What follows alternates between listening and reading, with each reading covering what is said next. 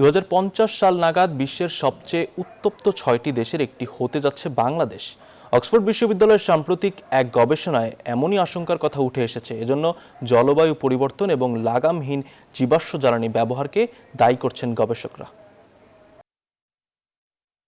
গবেষণা বলছে পৃথিবী মহাকাশে যতটুকু তাপ ছাড়ছে তার চেয়ে অনেক বেশি তাপ শোষণ করছে। ফলে বৈশ্বিক তাপমাত্রা দ্রুত বাড়ছে, যার সরাসরি প্রভাব পড়ছে মানুষের জীবনযাপন, জনস্বাস্থ্য এবং অর্থনীতির উপর।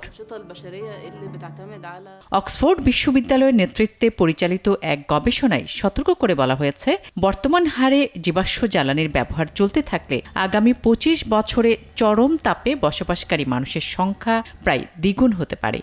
Bashundhara public school and college 2026 শিক্ষাবর্ষে ভর্তি চলছে। সেই সঙ্গে বলা হয়েছে 2050 সালের মধ্যে বিশ্বের চরম তাপমাত্রার দেশ হবে মোট 6টি। এ তালিকায় বাংলাদেশের পাশাপাশি রয়েছে ভারত, নাইজেরিয়া, ইন্দোনেশিয়া, পাকিস্তান ও ফিলিপাইন। গবেষণায় তাপ প্রবাহের ঝুঁকি নিরূপণে ব্যবহার করা হয়েছে কুলিং ডিগ্রি ডেজ বা সিডিডি সূচক। যেসব অঞ্চলে বার্ষিক কুলিং চাহিদা 3000 সিডিডির বেশি, সেগুলোকে চরম তাপপ্রবণ এলাকা হিসেবে চিহ্নিত করা হয়েছে।